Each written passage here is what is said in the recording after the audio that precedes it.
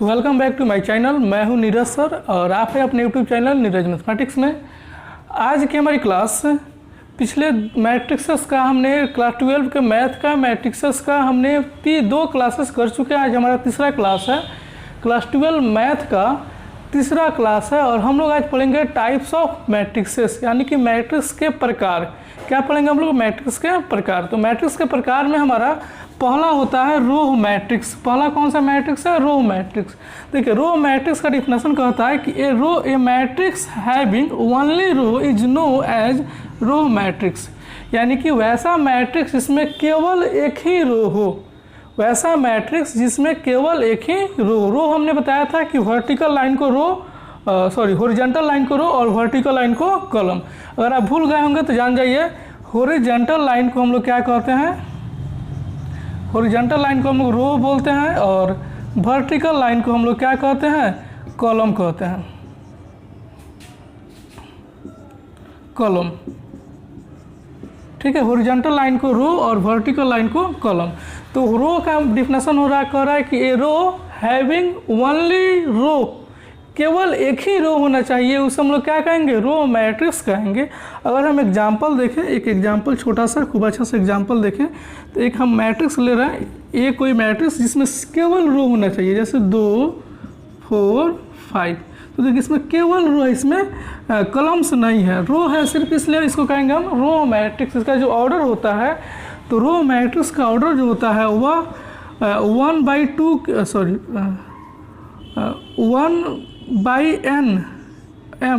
1/m के order में होता है। किस ऑर्डर में होता है? 1/m के ऑर्डर में होता है। ठीक है, यानी कि रो की संख्या कितनी होनी चाहिए? केवल एक होनी चाहिए। इसका ऑर्डर जो होगा 1/m होगा, इसलिए इसे हम कहेंगे रो मैट्रिक्स। केवल एक रो होगा तो उसे हम लोग क्या कहेंगे? रो मैट्रिक्स कहेंगे। और एग्जाम्पल बहुत सारा देख सकते हैं।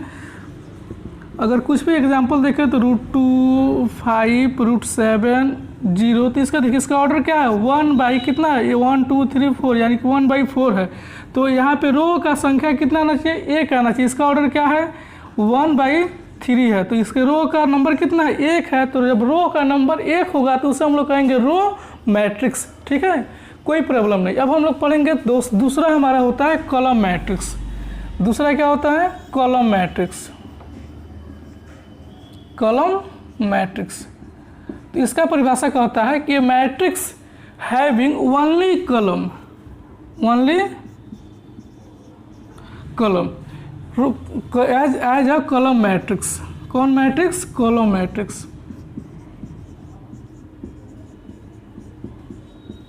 Column matrix.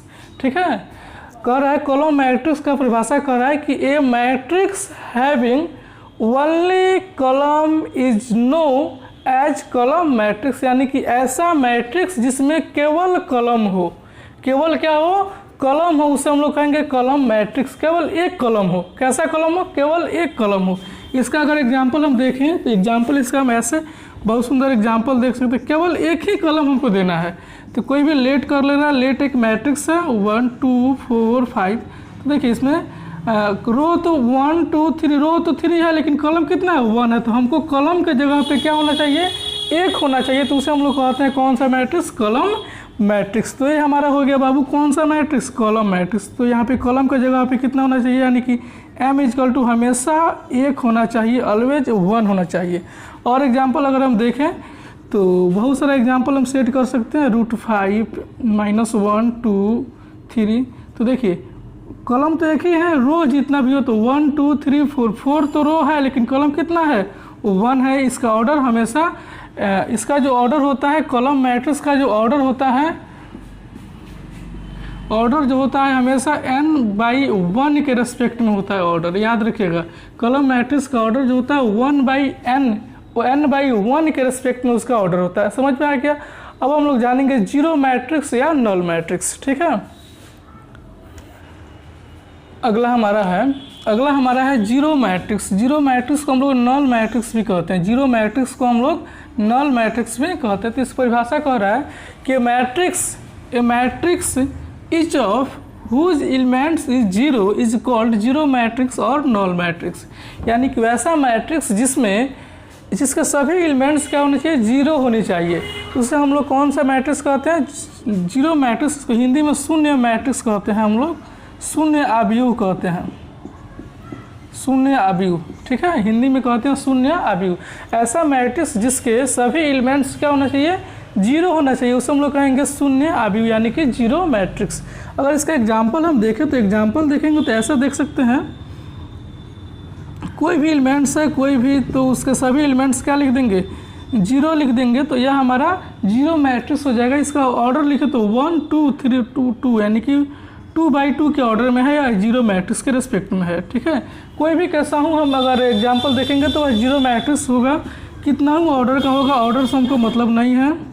इसके इच एलिमेंट्स क्या होना चाहिए, जीरो होना चाहिए, सभी एलिमेंट्स इसके क्या होना चाहिए, जीरो होना चाहिए। तो हम लोग कहेंगे कौन सा मैट्रिक्स है, शून्य आव्यूह है यानी कि नॉन जीरो मैट्रिक्स या नल मैट्रिक्स है। तो ये कितने ऑर्डर का, 1 और 2, 2/3 का ऑर्डर है। ऑर्डर से मतलब हमको नहीं है, मतलब है कि इसका सभी एलिमेंट्स क्या होना चाहिए, जीरो होना चाहिए। अब हम लोग पढ़ेंगे स्क्वायर मैट्रिक्स, जो काफ़ी अच्छी है। अगला है हमारा, अगला है स्क्वायर मैट्रिक्स, हिंदी में इसको हम लोग कहते हैं वर्ग आव्यूह, वर्ग आव्यूह, वर्ग आव्यूह। स्क्वायर मैट्रिक्स, स्क्वायर मैट्रिक्स का परिभाषा कहता है कि ये matrix having the same row of same number of row and column is called square matrix. Square matrix कहता है कि matrix having the same number of row and column is called square matrix, यानी कि वैसा matrix जिसमें रो और column की संख्या क्या होनी चाहिए, बराबर होनी चाहिए। यानी कि रो और कॉलम क्या होनी चाहिए, बराबर होनी चाहिए। उसे हम लोग क्या कहते हैं, स्क्वायर मैट्रिक्स कहते हैं। यानी कोई लेट मैट्रिक्स कर ले हम ऐसे 1 2 4 5, तो यहाँ पे देखिए जितनी रो है उतना कॉलम है, यानी कि 2 रो है हमारा R1 और R2, और कॉलम भी हमारे क्या है, 2 ही है। तो यह हमारा क्या हो जाएगा, स्क्वायर मैट्रिक्स। स्क्वायर मैट्रिक्स यानी कि 2/2 का है। इसको हम लोग कहेंगे जितना कॉलम उतना रो, यानी कि n × m के फॉर्म में होता है। n यानी कि हम लोग जो ऑर्डर लिखते हैं n/n, तो दोनों इक्वल्स होगा। स्क्वायर मैट्रिक्स का जो ऑर्डर होता है, ऑर्डर जो होता है वो m/n का होता है, वेयर n/m का होता है, वेयर m n क्या हो जाता है, m होता है, दोनों क्या होता है, बराबर होता है। अगर दोनों बराबर नहीं होता है, अगर and if n not equal to m, then the rectangular matrix, rectangular, यानी कि अगर m और n यानी कि रो और कॉलम इक्वल्स नहीं होते हैं, बराबर नहीं होते हैं, तो उससे हम लोग रेक्टेंगुलर मैट्रिक्स कहेंगे। और दोनों जब बराबर होगा तो उसे हम लोग एक स्क्वायर मैट्रिक्स कहेंगे। तो ये हमारा स्क्वायर मैट्रिक्स का एग्जांपल है। और अगर हम एग्जांपल देखें तो कोई भी एग्जांपल हम लोग सेट कर सकते हैं जिसमें रो और कॉलम की संख्या क्या होनी चाहिए, बराबर होनी चाहिए। देखिए यहाँ पे 1 रो 2 रो और 3 रो है, तो 3 कॉलम भी 1 2 3 यानी कि 3/3 के फॉर्म में है। तो यह हमारा क्या है, स्क्वायर मैट्रिक्स है। एनी प्रॉब्लम, कोई प्रॉब्लम नहीं होगा इससे, ठीक है। आप लोगों को समझ में आ रही है, उम्मीद करता हूँ। आज अब हम लोग पढ़ेंगे डायगोनल मैट्रिक्स, जो काफ़ी अच्छी है। डायगोनल को हम लोग कहते हैं विकर्ण। क्या कहते हैं हिंदी में, विकर्ण, विकर्ण आव्यूह, विकर्ण आव्यूह। देखिए सबसे पहले हम जानेंगे कि विकर्ण क्या होता है। देखिए आप लोग अच्छा समझिए, कोई भी स्क्वायर रहता है, स्क्वायर रहता है, तो ये तिरछा तिरछी कोना कोनी को हम लोग क्या कहते हैं, विकर्ण कहते हैं। तो यही हमारे क्या है, विकर्ण है, यानी कि डायगोनल है। क्या है, डायगोनल, जो तिरछा तिरछी होता है इसी को हम लोग क्या कहते हैं, डायगोनल कहते हैं। तो मैट्रिक्स का डायगोनल हमारा यही होता है। या कोई भी एक स्क्वायर होता है, रेक्टेंगुलर होता है, कुछ भी होता है, तो उसका डायगोनल क्या होता है, यही हमारा डायगोनल होता है। यानी तिरछा तिरछी जो होता है उसी को हम लोग क्या कहते हैं, डायगोनल कहते हैं, ठीक है।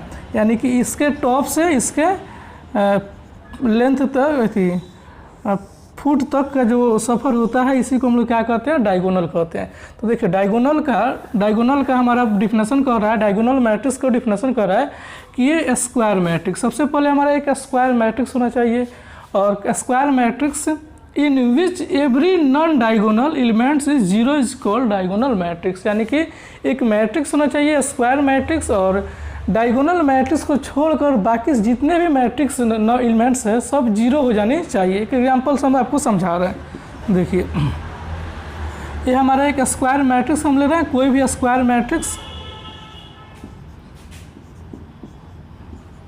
ये हमारा कौन सा मैट्रिक्स है, स्क्वायर मैट्रिक्स है। ठीक है, ये हमारा कौन सा मैट्रिक्स है, स्क्वायर मैट्रिक्स है। अब कह रहा है कि स्क्वायर मैट्रिक्स इन विच एवरी नॉन डायगोनल, तो देखिए भाई साहब ये हमारा डायगोनल है, ये हमारे क्या है, डायगोनल है। और डायगोनल के बाद नॉन डायगोनल है कि जो डायगोनल नहीं है वो सब क्या हो जाना चाहिए, जीरो हो जाना चाहिए। ये सब जीरो हो जाएगा तो हम कहेंगे कि this is a diagonal matrix. ये क्या हो गया, जीरो हो गया। तो ये हमारा कौन सा मैट्रिक्स हो जाएगा, ये हमारा जो होगा यह होगा डायगोनल मैट्रिक्स, डायगोनल मैट्रिक्स। आ रहा समझ में, यानी कि डायगोनल को छोड़कर बाकी जितने एलिमेंट्स है सब क्या होना चाहिए, जीरो होना चाहिए। यानी कि इसको हम लोग कह सकते हैं कि, ठीक है, इतना हम लोग समझ गए डायगोनल मैट्रिक्स। यानी कि डायगोनल को छोड़कर जितना भी होगा non zero element, non diagonal element सब क्या हो जाएगा, जीरो हो जाएगा। इसको हम लिख सकते हैं कि we write if it as a diagonal. Diagonal जो है उसी को हम लोग इस तरह लिख सकते हैं, डायगोनल को DIG लिखते हैं। और आप लोग समझ गए जितने भी डायगोनल होंगे सबको उसको छोड़कर बाकी जितने भी एलिमेंट्स होंगे सब क्या हो जाएंगे, नॉन डायगोनल एलिमेंट्स अगर जीरो हो जाते हैं तो हमारा हो जाएगा डायगोनल मैट्रिक्स। ठीक है, और अगर हम एग्जांपल देखें तो अगर और हम एग्जांपल देखें तो यहाँ पे आप लोग देखिए कोई भी हम स्क्वायर मैट्रिक्स ले सकते हैं, 4 5 6 2 9 4 दिखाई दे रहा है, 2 6 5 2 1 0 5 9 2 8 4 2 8 7 9। ये हमारा स्क्वायर मैट्रिक्स है। हमारा डायगोनल क्या है इसमें भाई साहब, ये हमारा डायगोनल है। इसको छोड़कर बाकी सभी एलिमेंट्स क्या हो जाना चाहिए, जीरो हो जाएगा तो हम लोग कहेंगे this is a diagonal matrix. ये सब जीरो हो जाएगा तो हम लोग कहेंगे क्या है, ये जो है डायगोनल मैट्रिक्स का फॉर्म है। तो ये हमारा क्या हुआ, डायगोनल मैट्रिक्स हुआ। यानी कि जो हमारे विकर्ण है उसको छोड़कर बाकी जितने एलिमेंट्स हैं सब क्या होना चाहिए, जीरो होने चाहिए। तो उसी को हम लोग कहते हैं डायगोनल मैट्रिक्स। तो इसको हम लोग लिख सकते हैं कि कौन सा मैट्रिक्स है, तो यह हमारा डायगोनल मैट्रिक्स है। इतना समझ में आ गया होगा। अब हम लोग पढ़ेंगे स्क्वायर मैट्रिक्स, काफ़ी इंपॉर्टेंट है। आप लोग वीडियो को लास्ट तक बने रहिए और चैनल को शेयर सब्सक्राइब जरूर कीजिए, और ताकि सभी बच्चे जो भी ISC में हैं या किसी कॉम्पिटिटिव एग्जाम, एयरफोर्स नेवी का एग्जाम की तैयारी करते हैं तो उन लोगों के लिए काफ़ी इंपॉर्टेंट टॉपिक है और यहाँ से क्वेश्चन हमेशा पूछ जाते हैं। तो इसको आप लोग नोट कीजिए। अब हम लोग पढ़ेंगे स्केलर मैट्रिक्स।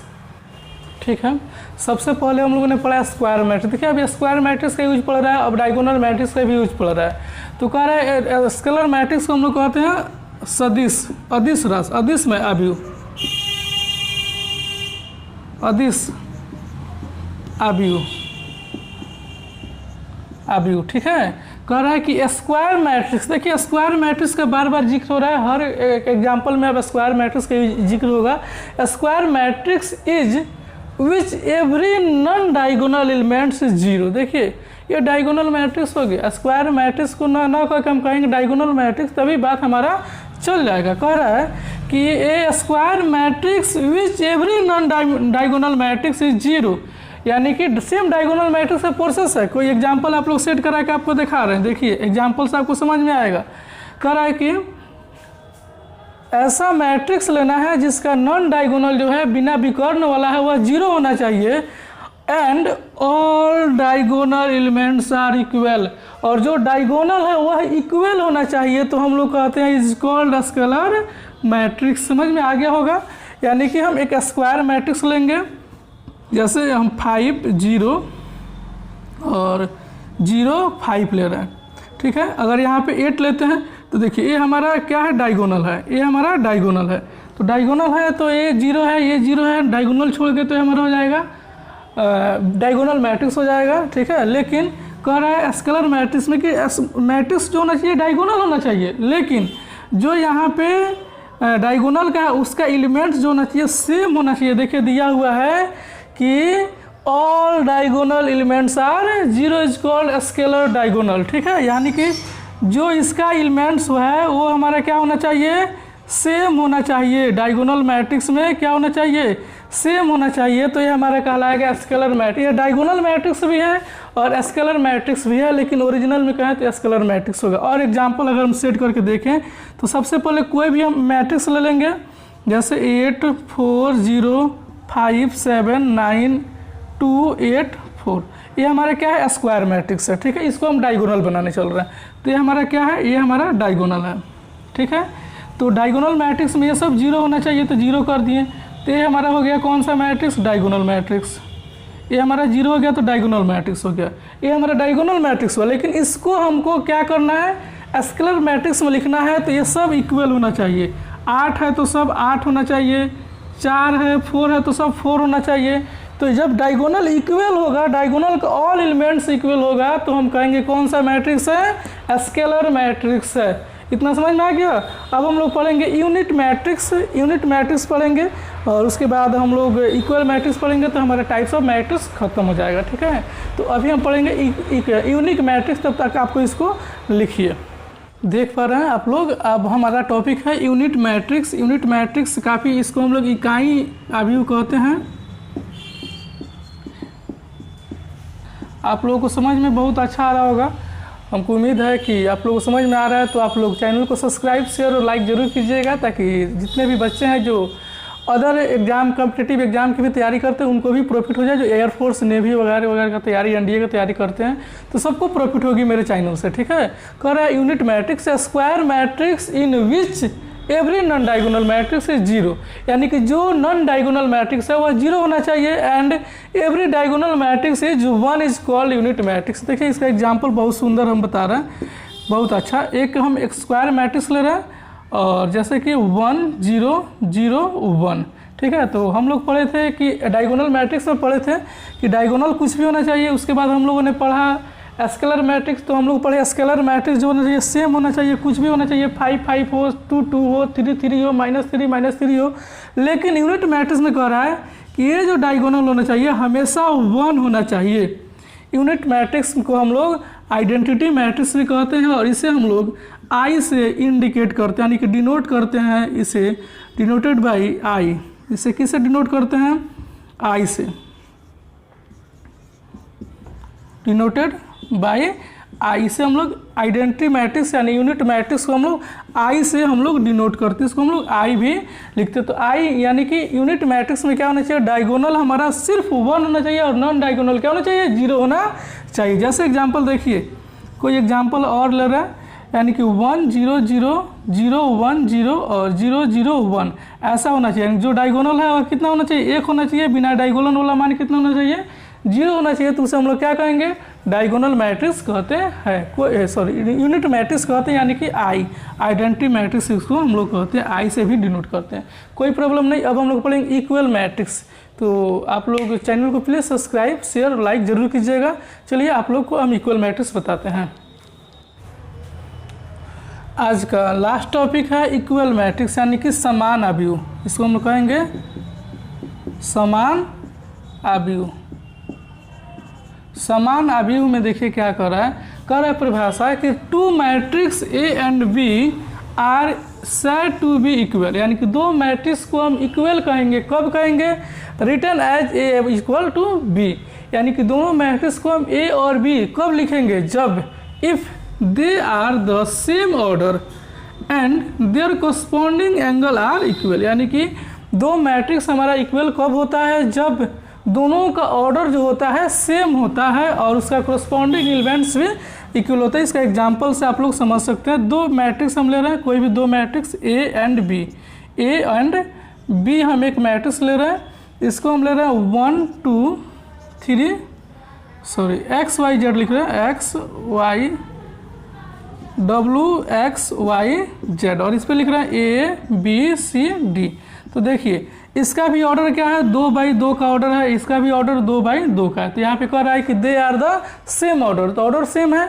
और कोरस्पॉन्डिंग एंगल यानी कि W जो है इसका इक्वल होगा, यानी कि W बराबर क्या होना चाहिए, A होना चाहिए, X बराबर क्या होना चाहिए, B होना चाहिए, यानी कि X इक्वल क्या होगा, B होगा, Y इक्वल टू क्या होना चाहिए, C होना चाहिए, तो Y इक्वल टू क्या हो जाएगा, C, और Z इक्वल टू क्या होना चाहिए, D होना चाहिए, तो Z इक्वल टू क्या हो जाएगा, D। तो this is a equal matrix, यानी कि कोरस्पॉन्डिंग एंगल क्या होना चाहिए, बराबर होगा, तो हम लोग कहेंगे इक्वल मैट्रिक्स। और एग्जाम्पल अगर हम देखें तो अच्छा एग्जाम्पल है, एग्जाम में भी क्वेश्चन इससे पूछता है। जैसे क्वेश्चन दे दिया x 1 2 y, ठीक है, और यहाँ पे इक्वल दे देगा और देगा 2 m n 4 और कहेगा दिस इज इक्वल मैट्रिक्स। कह रहा है दोनों मैट्रिक्स क्या है, बराबर है, तो एक्स वाई और एम एन का मान बताएं। देखिए कोरस्पॉन्डिंग क्या होगा, एलिमेंट्स इक्वल होगा, यानी कि एक्स किसके बराबर होगा, इसका पहला तो इसका पहला, इसका दूसरा तो इसका दूसरा, एम इक्वल टू क्या हो जाएगा, 1 हो जाएगा, इसका ये वाला है तो इसका भी ये वाला, यानी कि 2 एन इक्वल टू क्या हो जाएगा, 2 हो जाएगा, वाई बराबर क्या हो जाएगा, 4 हो जाएगा। तो ये हमारा कौन सा मैट्रिक्स है, इक्वल मैट्रिक्स। इस प्रकार हम इक्वल मैट्रिक्स को जान लिए। तो आज आप लोगों को क्लास अच्छा लगा हो तो आप लोग चैनल को शेयर, सब्सक्राइब और लाइक ज़रूर कीजिएगा, और अपने दोस्तों को भी बोलिए इस चैनल से जुड़ने के लिए, और सब्सक्राइब, शेयर और लाइक ज़रूर करने के लिए। तब तक आज के क्लास के लिए आप सबका धन्यवाद। फिर हम कल मिलते हैं ऑपरेशन ऑफ मैट्रिक्स टॉपिक को लेकर।